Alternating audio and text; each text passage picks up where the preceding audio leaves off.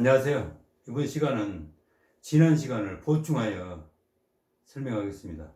즉, UFO 핵심 원리인 지난 12강을 보충하여 설명합니다. 그렇기 때문에 지난 시간을 꼭 보고 이 시간을 들어야 이해가 되겠죠. 지난 시간을 다시 다 설명하려면 너무 복잡하니까 시간이. 그래서 지난 시간을 간단히 살펴보면 이와 같죠. 지금 초유체 상태가 있고 내역양자 알갱이들 하나를 이렇게 꺼내왔습니다. 이 초유체 내역양자 상태들은 헬륨 핵의 내역양자 상태는 그 대칭성이 깨져 있다고 그랬죠. 이 SU3 즉 글루온들이 이와 같이 커크들을 사이를 뛰어다니면서 물질 입자를 속박하고 균형 안정 대칭을 이루어야 되는데 자기장에 의해서 커크들이 진동이 되면서 엄청나게 커크들이 진동을 하니까 글루온, 글루볼이 양산돼서 이와 같이 대칭을 이루지 못한, 즉 자신의 물질 입자 짝을 찾지 못한 글루볼들이 매개 입자들이 엄청나게 넘쳐나니까 그 대칭성이 깨진다고 그랬죠. 그래서 닫힌 힘에 대칭성이 깨지니까 모두 한 방향을 바라보면서 회전하고, 그래서 자연은 대칭성이 깨지면은 반드시 그 대칭성을 다시 복구하려고 한다. 조화, 균형, 안정 상태를 반드시 찾아가는 게 자연의 제1선례라고 쭉 말씀을 드렸죠. 특히 구강에 설명드렸네요. 그 대칭성을 복구하기 위해서 자신이 글루벌들이 물질 입자를 가져야겠죠. 어디선가는 가져야겠죠. 그래서 결국 물질 입자를 가져올 수 있는 방법은 글루벌이 터널링을 해서 양자 거품을 흡수 합성하는 것이죠. 밖에 물질의 자잘한 파편들, 렙톤, 전자의 자잘한 물질 입자 파편들이 우주 공간에 가득하니까 끈이론에서 말하기를 뭐 23분질, 53분질 등등 엄청나게 많은 다양한 그렇게 극미한 양자 거품 끈들이 있답니다. 그럴 수밖에 없겠죠. 그래서 그 끈들을 자잘한 물질 입자들을 끌어와서 자신은 이 물질 입자들을 재구성하겠죠. 스팔레론을 일으켜서, 스팔레론을 여기서 다시 설명합니다. 합성하는 거예요. 그러면서 자신의 대치성을 복구하려고 하겠죠. 그래서 글로벌이 터널링을 이룰 수 있는 방법은 이 자기장의 센 공급, 강한 공급, 실린더 내부의 에너지는 자기장의 세기의 제곱에 비례하니까 자기장을 문턱 진동수 이상 강하게 공급해주면 내용 에너지를 공급해주면 이 안에 에너지가 충실해지고, 충만. 그 에너지를 빌려 삼키기만 한다면, 글로벌이 삼키기만 한다면 이 강한 속박력, 에너지 장벽을 꿰뚫고 나가서 이 에너지 장벽보다 힘이 더 큰 힘만 글로벌에게 주어진다면 에너지 장벽을 꿰뚫고 나가서 공원 양자 거품을 흡수 합성하는 것이죠. 그래서 자기장을 문턱 진동수 이상 공급해줘야 된다고 그랬죠. 자기장의 진동수를 문턱 진동수 이상 공급해줌으로써 실린더 내부의 힘, 즉 플랑크 상수값이 커짐으로 인해서 그 힘을 글루볼이 삼켜서, 빌려 삼켜서 전이받아서 강한 속박력을 꿰뚫고 나오는 거죠. 그래서 이렇게 양자 거품을 흡수 합성하게 되는 거죠. 자, 그래서 그걸 자글 효과라고 그랬죠. 자글 효과. 자, 그런데 2017년 4월에 제가 책을 출판하고 나서 곰곰이 생각을 해보니까 그게 강전 효과가 너무나도 닮았어요. 아인슈타인이 강전 효과를 제시하고 증명함으로써 노벨 물리학상을 수상하게 되는 거죠. 그리고 이 강전 효과에 의해서 휴대폰이라든가 컴퓨터, 텔레비 등이 생산되는 거죠. 이 광전 효과에 기초해서요. 자, 광전 효과를 살펴보겠습니다. 이와 같은 원자가 있습니다. 원자 안에 핵이 있고 그 주위에서 전자가 돌고 있습니다.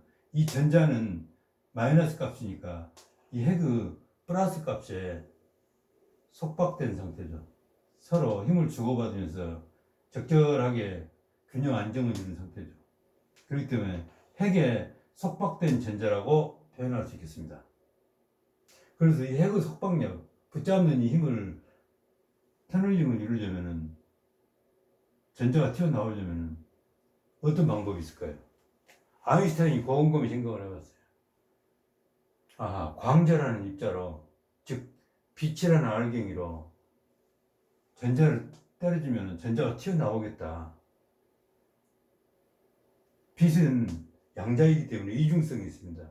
입자이자 파동입니다. 여기서는 입자설입니다. 광입자설. 그래서 광자 그러면 빛이라는 입자 이 뜻이 되겠습니다. 그래서 아인슈타인은 광입자설을 강하게 주장하던 양반이기 때문에 입자설에 근거해서 빛이라는 이 알갱이로 전자를 튕겨주면 전자가 그 힘을 삼켜서 전이받아서 튀어나올 거야. 당구공으로 치는 그 모습이죠. 당구공으로 치면은 날아가는 당구공이 가만히 있는 당구공이 그 힘을 전이시켜주죠. 그럼 가만히 있던 당구공이 그 힘을 전이받아서 삼켜서 튕겨나가는 거 있죠. 이와 같은 원리, 똑같은 원리죠. 그래서 전자가 튀어나가는데 이 비대는 다양한 빛 색깔이 있죠. 적색빛은 이와 같이 에너지가 낮기 때문에 진동수가 낮습니다. 청색빛은 그 양자 알갱이 하나당 에너지가 높기 때문에 힘이 높기 때문에 진동수가 많이 있습니다. 양자는 이렇게 진동하다가 적은 힘으로 진동하다가도 자신이 큰 힘을 먹으면 그 힘을 삼켜서 더욱 진동하면서 진동을 극명하게 일으킨다고 그랬죠. 그러면서 위축된다고 그랬죠. 이처럼 청색빛은 그 입자 알갱이가 하나 갖는 그 힘이 강대한 것이죠. 그래서 진동수가 많은 것입니다. 이와 같이 청색빛으로 때려지면 전자가 튀어나와지면 솜뭉치 같은 이렇게 약한 힘으로 적색빛으로 전자를 때려주면 전자가 절대 튀어나오지 않습니다. 그래서 강한 힘을 가진 당구구 같은 힘으로 그와 같은 청색빛 알갱이로 전자를 튕겨줘야 전자라는 당구공이 튀어나오는 위치죠. 꼭 당구 치는 모습이죠. 자, 그런데 가만히 생각을 해보십시오. 여기에서나 그 힘을 빌려 삼켜서 튀어나오죠, 전자 자신이. 여기서도 글로리 그 힘을 빌려 삼켜서 튀어나오죠. 자, 여기에서 보죠. 청색빛의 이 강한 당구공 같은 그 빛 알갱이가 전자를 때려주니까 그 힘을 빌려 삼켜서 전이 받아서 전자가 튀어나오는 거예요. 자, 여기서 봐보죠.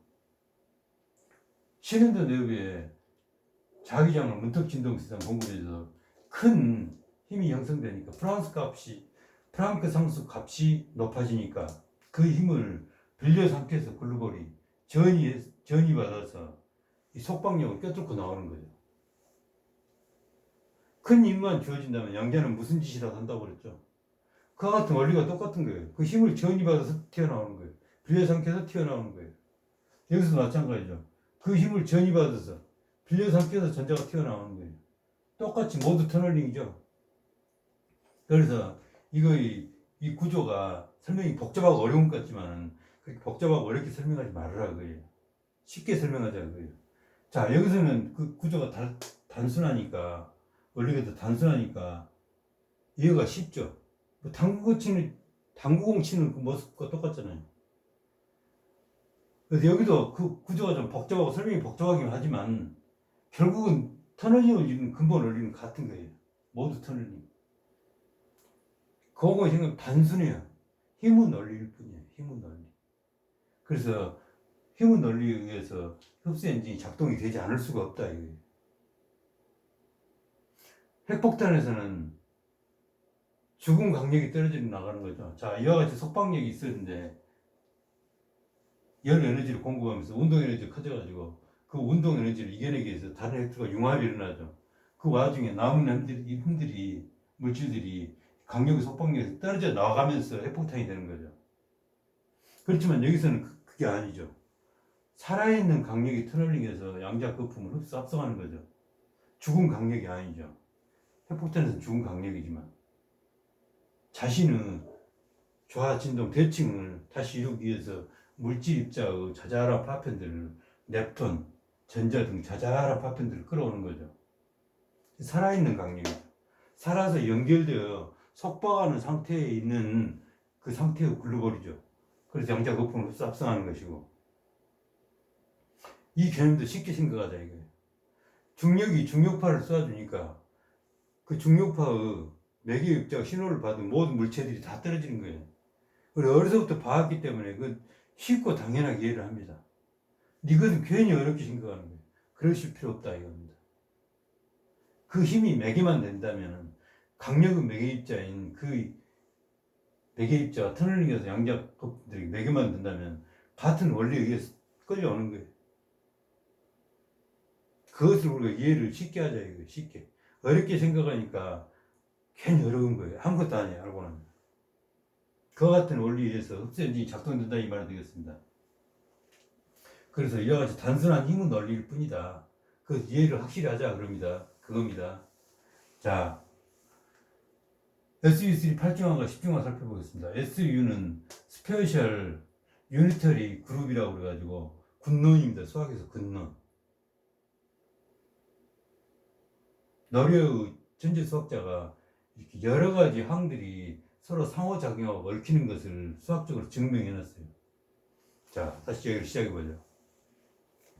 물리학자들이 입자 가속기 내에서 이와 같은 하드론 핵들을 가속을 시켰어요. 99.9995%까지 가속을 해서 서로 충돌을 시켜 부셔봤어요. 그랬더니 온갖 입자들이 쏟아지는 거예요. 대혼란에 빠져 있었는데 미국의 물리학자 겔만이 이 내부 질서를 그 쏟아지는 입자들의 질서를 정리를 한 거예요. 어떻게? 노르웨이 천재 수학자 서프스 리가 정리해놓은 그 군론에서 가져온 거예요. 그래서 그 군론 중에 쭉 살펴보니까는 팔중항이라는 군론이 있어요. 그것과 협소한이 같은 거예요. 그래서 그 개념을 가져와서 이 내부 질서를 정리를 한 거죠. 근데 그 와중에 일본인 남부와 우리나라 한무영이라는 물리학자가 좀 도와줬어요. 도와주면서 보니까는 팔중항이 꼭 불교 팔중도 같아요. 그래서 얘기를 했겠죠. 이 팔중도라는 것은 뭐냐 하면은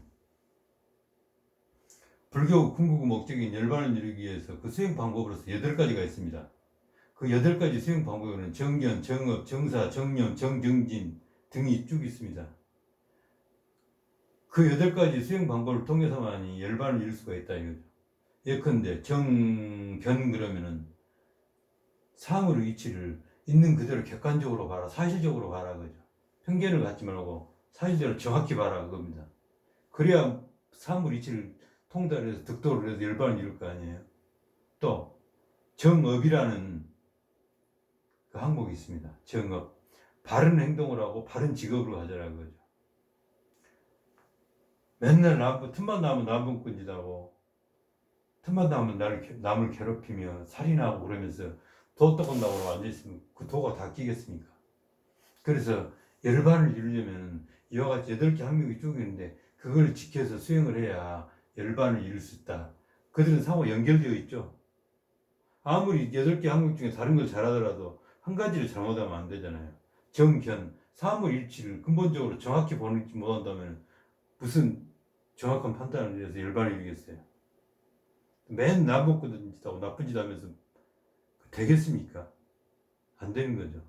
그래서 8개 항목이 서로 얽혀있다, 상호작용을 해서 결국 열반을 이루게 된다, 이 뜻이 되겠습니다. 그래서 8개 항목들이 서로 얽힌다, 상호작용한다. 여기서도 마찬가지예요.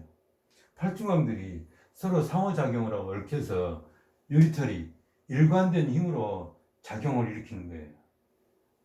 그래서 겔만이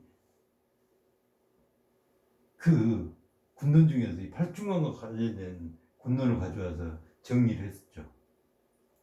근데 한무영이라는 물리학자가 설명을 했겠죠. 그 팔중항이 꼭 불교 팔정도와 똑같다. 서로 얽혀서 하나의 일관된 힘으로 목표를 이룬다. 불교에서는 일관된 하나의 힘으로 열반을 이루고 여기서는 일관된 그 팔중항들이 하나의 힘에 의해서 형성되면서 이와 같이 근로원들이 이 쿼크들을 속박하는 그 힘으로 작용하는 거예요. 그래서 어쩌면 그 팔중도가 똑같냐 그러니까 겔만이 그래서 팔중도라는 이름을 지었지 않았을까 싶어요. 이 팔중왕을 팔중도라고 이름을 지었거든요. 겔만이. 팔중도라는 이름이 순수한 한국 발음이잖아요. 그래서 한무영이 그와 같이 상관되어 있지 않을까라는 추측이 들어서 잠깐 소개를 해드린 거예요. 우리 한국 한무영이 나오니까 반가운 마음에 소개를 드린 겁니다. 자, 이와 같이 양자 거품이 흡수 합성이 되면은 스팔레론이 일어납니다. 스팔레론. 그러면 십중왕이 됩니다. 이 안에 양자들이 핵 안에 내부 사정이 십중왕이 돼요. 이 팔중왕이 십중왕으로 되는 거예요. 그러면서 에너지들이 더 들뜨겠죠. 그래서 양자 거품을 흡수 합성해서 자잘한 파편들을 렙톤, 전자 등 더욱더 자잘한 그 파편들을 끌어와서 합성을 시키는데, 융합을 시키는데 어떻게 증명을 할 수가 없어요. 더 복잡한 그 양자의 미세계에서는 더 설명을 할 수가 없는 거예요. 그래서 그것을 스팔레론 그럽니다. 경입자 자잘한 물질 파편들을 끌어와서 이 중입자에 합정시키는 것, 이걸 스팔레론 그럽니다. 그 과정은 정확히 규명을 할 수가 없어요. 분자식이나 화학식을 배워서 이렇게 설명하듯이 그렇게 할 수가 없다 이 말이 되겠습니다.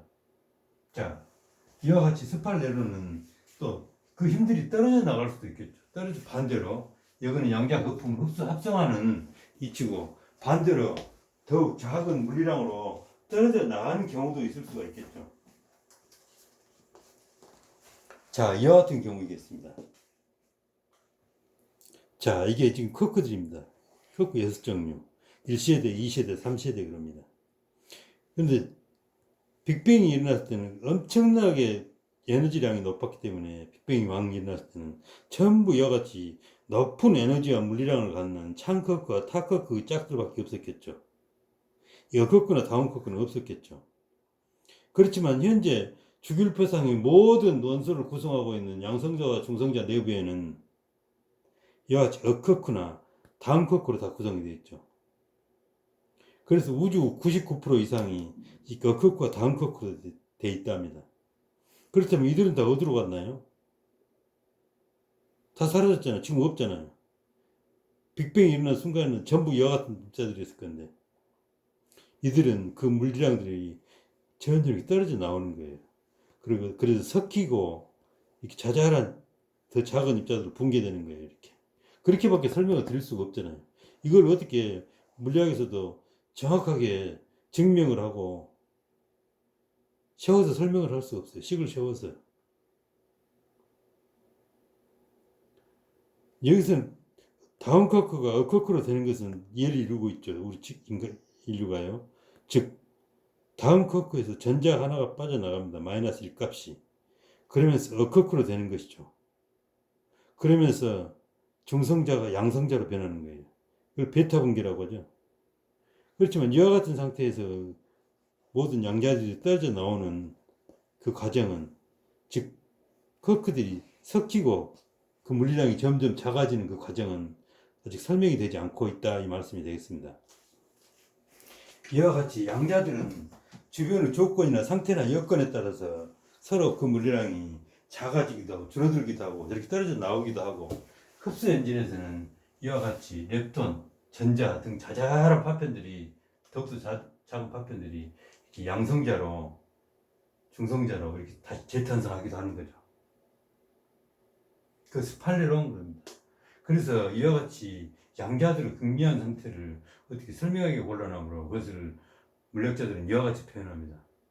양자들은 가능성의 세계다 그럽니다. 가능성의 세계다. 불확정성을 제창한 하이젠베르크가 한 말이죠. 양자들은 가능성을 가지고 있는 세계다. 가능성의 세계다. 벌써 그때 통찰을 한 거죠. 하이젠베르크는. 대단한 하이젠베르크죠. 그리고 독일입니다.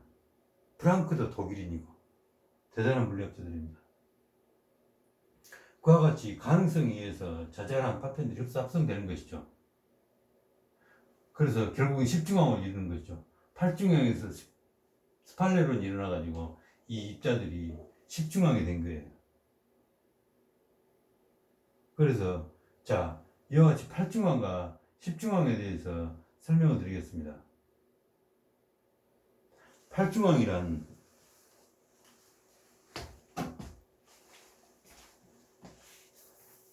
자 우리가 일일이 수학을 가지고 다 설명을 할 수가 없어요. 굉장히 수학이 난해하기 때문에. 그래서 이 벤 스틸이라는 물리학자가 지은 이 책에서 그 그림을 보고 잠깐 소개를 드리겠습니다. 자, 이게 지금 팔중앙이 안정된 상태입니다. 안정된 양자 상태이죠.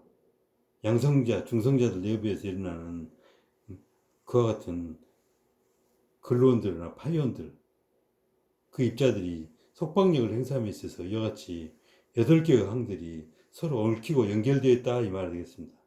서로 얽히고 연결되어 있죠. 자, 팔중항. 팔중항이 서로 얽히고 연결되어서 하나의 일관된 힘으로 물질 입자를 속박하고 있다 이거죠. 그래서 이와 같은 팔중항의 상태에 양자 거품이 더욱 합성되고 에너지가 유입되게 되면 들뜨게 되겠죠. 그래서 이 들뜬 에너지가 들뜬 양자 상태가 바로 십중항이 되겠습니다. 십중항이죠. 이와 같이 불안정한 역삼각형이죠. 그 에너지들이 들어와서 더 들뜬 거죠. 이처럼 오메가 마이너스도 있고 이와 같이 어커크가 3개, 다운커크가 3개, 또 이 핵들은 더욱 무거워지고 중핵이 되는 거죠. 더욱더 무거워지는 핵이 되는 것이죠. 이와 같이 들뜬 상태를 거치면서 하드론의 질량이 증가하는 것입니다. 그래서 불안정하고 흥분된 상태가 되겠죠. 이와 같은 입자들은 더욱 진동이 불안정해지겠죠. 그래서 조화 진동자 할 때 그 조화 진동자, 진동한다는 것은 파동이 일어난다는 거죠. 그래서 그 파동들이 이와 같이 나타나겠습니다. 자, 중간자에서 나타나는 그 파동입니다. 그 파동이 커크와 반커크가 있어서 이와 같이 서로 영의 상태가 있게 됩니다. 파동이. 또 들뜬 광명 중간자, 에너지가 유입되면 이와 같은 파동들이 이쪽으로만 겹치게 되면서 증폭이 되어버린 거죠. 들뜬 상태가 되는 거죠. 불안정하고 들뜨고 흥분된 상태. 자, 중입자는 양성자와 중성자를 말합니다. 양성자와 중성자 내부에서도 이와 같은 파동들이 정상일 때에는 이와 같이 2분의 1의 파동을 갖게 되는 것이죠. 그렇지만은 에너지가 더욱 유입되면서 들뜬 광면 중입자가 되면서 이와 같은 파동들은 이렇게 돼서 결국 증폭되어 버린 거죠. 들뜬 것도 불안정하고 흥분된 상태. 이와 같은 상태를 거치면서 하드론 내에 질량이 증가하는 것이죠.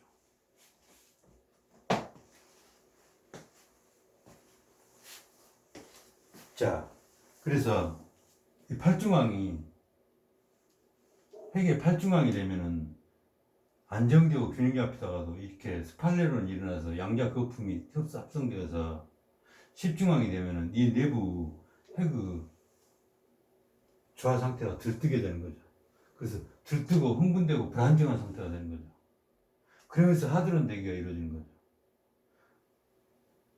즉 하드론 대기는 에너지를 광속 고발 광속의 힘과 속도로 끌어들여와서 질량 내부 질량이 2배가 되면은 매스가 질량이 2배가 되면은 새로운 하드론이 되겠다 이 말입니다. 이와 같이 10중항이 되었다면은 이들이 다시 하나가 생긴 거죠. 핵이 생기겠죠. 그래서 10중항이 8중항으로 바뀌고 여기에 새로운 8중항이 하나 생기면서 이 핵이 또 하나 생기는 거죠. 그와 같이 하드론 대기가 일어나겠다 합니다. 자, 우리가 원자폭탄이나 핵에서는 고폭 장치에 의한 열 에너지에 의해서 입자들이 망가져 버리려고 그래요. 강력의 조화 시스템이 망가져 없어지려고 하는 거예요. 운동 에너지가 워낙 커지니까. 열 에너지들이 열의 운동량이 이 강력의 속박력을 상쇄시켜 버리는 거죠.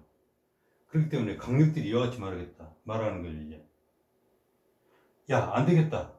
우리 핵 시스템 이러다 다 망가져서 하나도 살아남지 못하겠다. 유사한 핵과 핵끼리 우리가 합치자. 이 상대편 핵도 똑같은 형편이 그래 합치자 그래가지고 더 속박력을 강대하게 키우는 거죠. 그래서 그 핵융합이죠. 헬륨 핵과 헬륨 핵이 이제 합쳐지겠죠. 그러면서 이 안에는 양성자, 중성자 수가 더 늘어나면서 속박력이 훨씬 커지는 거죠. 그래서 이 운동 에너지를 이겨내는 거죠. 이 속박력을 상쇄시켜서 이 집을 부숴버리려고 하는 이 운동 에너지를 이겨내는 거예요. 그게 핵융합입니다. 이처럼 핵은 자기 초화 진동장 시스템을 지켜내려고 하는, 대칭성이 깨지면 또 대칭성을 복구하려고 하는 그와 같이 강한 본성을 가지고 있는 것이죠. 그렇지만 여기서 냉영자 상태에서는 그 반대잖아요. 전혀 그럴 필요가 없죠. 어떤 에너지들이 들어와서 이 집을 부숴버리려고 합니까? 그게 아니죠. 오히려 반대 상태죠. 그렇기 때문에 핵의 시스템이 물리량이 2배가 되면 이들의 셰퍼 분열아들이 분열을 하겠죠. 그러면서 10중앙이 8중앙으로 되고 여기에 또 8중앙이 하나 생겨나면서 하드론이 핵이 2개가 되는 거예요. 이와 같은 것을 하드론 대기라고 얘기를 했습니다. 자, 냉양자 이와 같은 하드론들이 온도가 차가운 극냉의 상태에서는 안정만 시키면 되죠. 핵 시스템 안정만 이루면 되잖아요. 자, 우리가 알파, 베타, 감마 분계에서 살펴봤죠. 구강. 핵들은 안정되기 위해서 남은 힘이나 입자가 있다면 그냥 방치하고 내버리는 거예요. 그래서 알파 분계에서는 헬륨 핵 하나를 버림으로써 자신들이 더욱 안정된다고 그랬죠. 그와 같이 자신의 안정, 균형 상태에 방해가 되는 에너지가 있으면 방치를 거는 거예요. 여기서도 마찬가지겠죠. 균형 안정된 상태가 아니잖아요, 지금 10중앙은. 그럼 그 안정된 힘을 찾기 위해서 힘을 밖으로 방출하겠죠. 그러면서 하드론이 하나 생기는 거죠. 이와 같이 하드론 대기가 일어나는 것이겠죠. 그래서 알고 보면 10중앙이 2개의 10중앙 상태의 입자 하드론이 2개의 8중앙 상태로 된 거죠. 10중앙이 8중앙으로 되면서 여기에 또 8중앙 입자들의 시스템이 생기는 거니까. 그래서 그걸 저는 윤8이라고 씁니다. 윤8. 불어날 윤자입니다. 8중앙이 불어나더라 이 말이죠. 10중앙이 윤8로 변환되면서 8중앙으로 변환되면서 분가를 이루더라 그죠. 여기에 있는 이렇게 하나 더 생긴 거죠. 자, 인간사의 비교해서 설명해 보죠. 한 집이 살아요. 근데 아들이 결혼을 했어요. 가족이 있는데 아들이 결혼해가지고 며느리도 들어오고 또 그 며느리가 자식들도 이렇게 많이 낳았어요. 집이 복닥거려서 살 수가 없어요. 그러니까 아버지가 아들아 제발 좀 나가 살아라. 한 집에서 좁은 집에서 이거 복닥거려서 살 수가 없다. 그래서 아들이 처자식을 데리고 이렇게 나와서 하나의 가정을 또 이루는 거죠. 그래서 인간사에 비유해서 이렇게 표현할 수가 있겠다 이 말이 되겠습니다. 그런데 온도 상태가 이 초유치 상태의 온도가 올라가면 원자가 대살아나죠. 그러면서 원자로 대살아나면서 초유치 상태가 깨져버리죠. 그래서 원자가 되는 거죠. 전자가 대살아나면서요. 그래서 가만히 생각해보면 이와 같습니다. 흡수 엔진에서는 양자 거품 에너지를 흡수 합성해서 그 에너지를 담을 용기를 스스로 만들어 쓰는 거예요. 여기서 이렇게 새로운 용기를 만들어서 에너지를 담았잖아요. 그래가지고 온도가 올라가면은 전자라는 뚜껑이 나와서 그 용기 뚜껑을 딱 닫아버리는 거예요. 깔끔하죠? 그렇기 때문에 후쿠시마나 체르노빌에서 같은 그렇게 핵물질 오염 사태가 발생하지 않겠죠. 또 에너지도 무한히 발전을 시킬 수가 있겠죠. 거대한 프로펠러형 구조물 끝에 그 프로펠러 끝에 이와 같은 흡수엔진을 부착해서 가동하고 그러면 프로펠러가 돌겠죠. 그러면서 이게 회전축도 돌겠죠. 여기에 기어정치를 통해서 발전을 일으키면 무한한 발전을 이룰 수가 있겠죠. 그 에너지가 양자 거품 우주에서 끝없이 공급되니까요. 그래서 무한한 발전을 이룰 수 있겠다 이 말입니다. 또 윤팔홀을 생성시키는 근원이 윤팔이더라 이거죠. 4강에서 설명드렸죠. 윤팔홀이란 공간 양자 거품이 끌려오는 이것을 파진공이라고 그랬죠. 그리고 이 병체 주변에 찢어진 공간, 즉 증진공이 형성됨으로써 양자 거품과 병체가 서로 맞서를 피지 않으니까 초항석을 이룰 수 있다. 그래서 이 파진공과 찢어진 공간, 진진공을 합쳐서 윤팔홀이라고 명명을 했었죠. 그런데 그 윤팔홀을 형성시키는 그 근원이 윤팔이에요. 윤팔이더라고요. 팔중앙이 불어나면서, 즉 이 내부에 새로운 핵들이 생기면서 윤팔이 발생하면서 팔중앙이 증가하면서 그 결과물로 파진궁과 진진궁이 생겨서 윤팔호를 이루더라 이 말이 되겠습니다. 그래서 탐구를 계속 연구를 하다 보니까 뭐야 이게 내 이름이 되어버렸잖아. 그래가지고 순간적으로 어리둥절해지더라고요. 그와 같은 일이 있어서 잠시 말씀드렸습니다. 하여튼 이와 같은 원리에 의해서 공간양자 거품들이 합성된다는 것을 말씀드렸습니다. 다음에는 정근적 자유와 안개 효과에 대해서 설명드리겠습니다. 자, 이와 같이 양성자 하나를 키웠습니다. 여기에 있는 양성자를 하나 키워가지고 이렇게 키워놨습니다. 잘 보이라고. 정근적 자유란 물리학자들이 수학적으로 탐구를 해보니까는 이게 이 입자들과 입자들 사이가 멀어질수록 힘이 강해지고 가까울수록 그 힘들이 자유스러워지는 게요. 자유스러워져요. 그게 정근적 자유죠. 가까울수록 입자들이 자유스러워진다 그 말 되겠습니다. 즉 입자들이 멀어질수록 이 강력을 글러오는 속박하는 힘이 굉장히 커져버려요.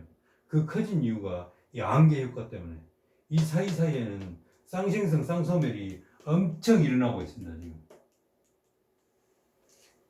이 하드론의 질량을 모두 이 커크들의 질량을 모두 합쳐놔봤더니 이 하드론 질량은 5%밖에 안 되는 거예요. 그래서 나머지 95%는 무엇 때문에 질량이 생기냐 그러면 이 사이사이에서 이와 같은 사이사이에서 양자 거품들이 쌍생성 쌍소멸 거품들이 양자 거품들이 엄청나게 생겨났다 하는 거예요. 그 양자들이 지금 양자 거품을 지금 안개라고 표현한 겁니다. 그 양자들 이 사이에 있는 양자들이 강력이 어우러지는 거예요. 멀어지면 강력이 흡수돼서 강력으로 같이 어우러져서 작용을 하는 거예요. 그렇기 때문에 입자들이 멀어지면 강력하게 서로 끌어당기는 거예요. 그래서 속박을 시키는 거예요. 이 입자들이 가까워지면 이 사이의 강력들이 어우러지는 효과가 적기 때문에 자유스러워져요. 그러면서 이 물질 입자들은 속박을 하는 거예요. 그걸 정근적 자유라고 합니다. 그렇기 때문에 흡수 엔진에서 이 정근적 자유가 역시 형성되겠죠. 자, 글로벌이 터널링을 해서 공간양자 거품을 합성할 때 이 사이의 공간이 얼마나 멉니까? 이 사이에 있는 공간양자 거품들이 다 강력의 속박하는 힘, 끌어당기는 힘으로 작용이 되어버리겠죠. 물론 이 안에 있는 입자들의 그 안개들의 농도는 훨씬 진하고 여기는 더 희박하죠. 인플레되어 있으니까. 그렇다 하더라도 이 사이의 거리가 얼마입니까? 그렇기 때문에 충실하고도 충실한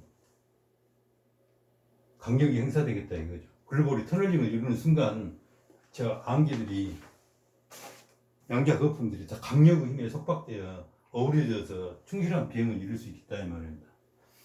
자, 그렇다면은 전자기력에서는 이 안개 효과가 어떻게 나타날까요?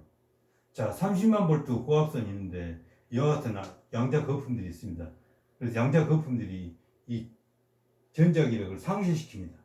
그래서 서로 방전이 일어나지 않게 해요. 그래서 우리가 전기를 안전하게 끌어올 수 있습니다.